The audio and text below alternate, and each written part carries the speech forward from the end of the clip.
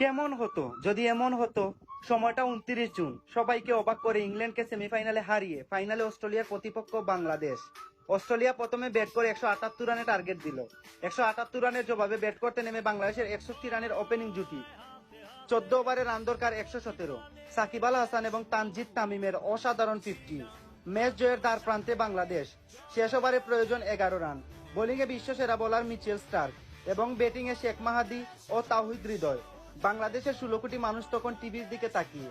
প্রথম ball dot, দ্বিতীয় লঙ্ঘনের উপর দিয়ে তাওহিদ হৃদয়ের বিশাল চক্কা। 4 বলে বাংলাদেশের দরকার 5। তৃতীয় বল সিঙ্গেল, 3 বলে দরকার 4 রান। ব্যাটিংয়ে শেখ মাহাদি।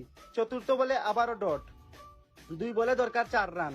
পঞ্চম বল নিয়ে দৌড় শুরু করলেন স্টার্ক। ব্যাটিংয়ে শেখ মাহাদি। ডিপ টাপম্যান দিয়ে সজোরে হাঁকালেন মাহাদি এবং সঙ্গে সঙ্গে ধারাভাষ্যকার বলে উঠল, বাংলাদেশ উইন ফার্স্ট টি20 ওয়ার্ল্ড কাপ।